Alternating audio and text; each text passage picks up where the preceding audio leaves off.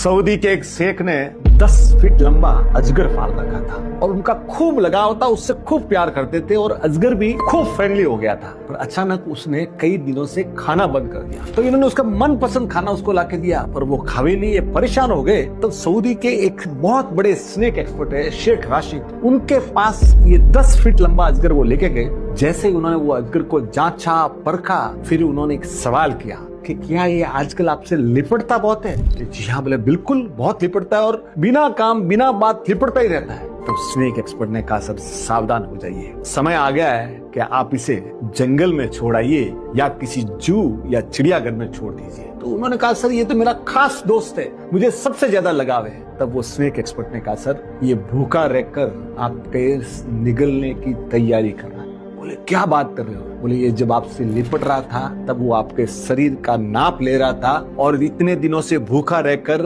आपको जब खाए तो पूरी बॉडी में कैसे वो एडजस्ट कर सके इसकी तैयारी कर रहा था। ये सुनकर वो चौंक गए। तो साहब ये जो जिंदगी है ना, तो बहुत लोग आपसे फ्रेंडली होने का नाटक करेंगे, थोड़ा अपना ख्याल रखिए और इन अजगरों से सावधान रहिए। और समय आ गया सर, आडंबर और दिखावों से दूर रहिए और इन अजगरों से आप अपने आप को बचा के रखिए। Thank you sir.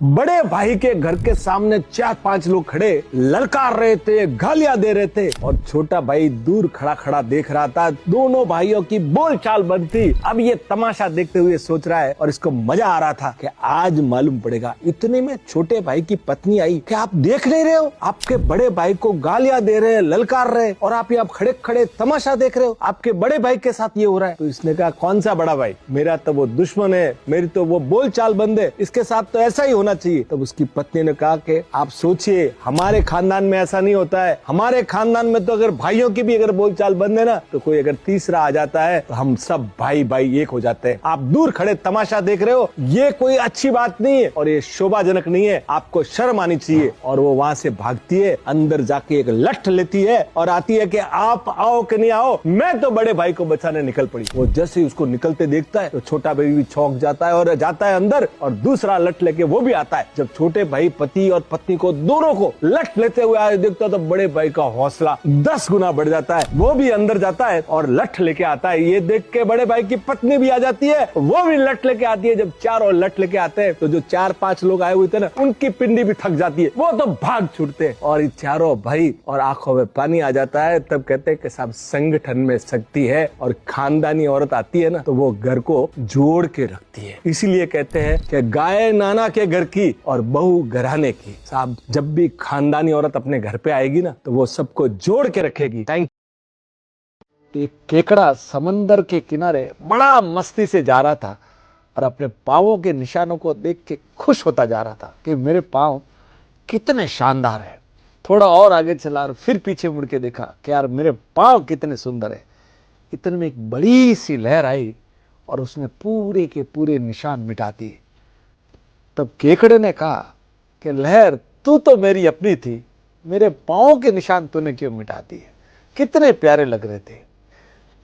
तब जो समंदर ने कहा वो साथ लेके जाइएगा। समंदर ने कहा कि देख, तेरे पांव को निशान को देखकर शिकारी तुम्हारा पीछा करते हुए आ रहे थे और वो तुझे मारने वाले थे। तो साहब होता ये है कि जीवन में हम कई बार है ना, बिना वजह जाने रिश्तों को खराब कर देते और छोटी छोटी बातों में अपना अपमान समझ लेते हैं।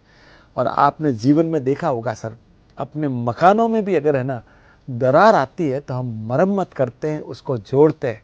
वैसे ही साहब रिश्तों में भी है ना, कहीं दरार आवे ना तो उनको जोड़िए। छोटी छोटी बातों पे अपमान मत लीजिए और शक मत कीजिए, तो जिंदगी अपनी शानदार हो जाएगी। Thank you. एक जंगल में मोर और मोरनी रहते हैं। मोर का दिल मोरनी के ऊपर आ जाता है और जागता है मोरनी के पास। बोले, मोरनी मैं तुमसे शादी करना चाहता हूँ। मोरनी बोलती है, मैं शादी को ऐतराज नहीं, पर ये बताओ तुम्हारे दोस्त कितने? मोर चौंक जाता है, बोला मैंने कभी दोस्त तो बनाए नहीं। बोले, जिसके दोस्त नहीं होते मैं उससे शादी नहीं करती। अब अगले 6 महीने में मोर 3 लोगों को दोस्त बनाता है। एक शेर को, एक टिटरी को। टिटरी वो होती है जो शेर को शिकारी का पता बताती है, और तीसरा कछुआ। अब जब 3 दोस्त बन जाते हैं तो 6 महीने के बाद पहुंच जाता है मोरनी के पास और कहता है कि मोरनी, मैंने 3 दोस्त बना लेते। तब मोरनी मुस्कुराती है और कहती है कि तुमने 3 दोस्त बना लिए, अब मैं शादी को तैयार हूँ। शादी होती है, एक पेड़ पे अपना घोंसला बना लेते हैं, प्यार से रहते हैं और अंडे देते हैं। और एक दिन क्या होता है कि उसी जंगल में शिकारियों का एक बहुत बड़ा काफिला आता है और उनको दिन भर में कोई शिकार नहीं मिलता, तो उसी पेड़ के नीचे आके बैठते हैं। ऊपर पहले तोतों को देखते, फिर मोर मोरनी को देखते, फिर एक की नजर पड़ती है कि यार अंदर तो प्यारे से अंडे पड़े, इनको खा लेते। ये जब बात मोर मोरनी सुनते तो उनके मुंह से निकल जाता कि अब संकट का समय आ गया, दोस्तों को याद करो। और तुरंत मोर को भेज दिए और मोर जाता है, टिटरी को बोलता है कि यार तू कैसे भी करके शेर भाई को और कछुए को समाचार कर। और मोर वापिस आ जाता है और टिटरी आवाज लगाती है शेर को और उधर से शेर दौड़ने लग जाता है। और फिर ये जाके उस कछुए को बोलती है कि तू इनको कैसे भी करके इधर उधर बरगला के रख, इतने में शेर आ ही रहा है। कछुआ प्यार से निकलता है और चारों ओर दलदल होता है और वो देखते हैं कि यार अंडे तो बाद में खा लेंगे, पहले कछुए को पकड़ लेते हैं। जैसे ही कछुए के पास जाते हैं, कछुआ अंदर सरोवर के अंदर चले जाता है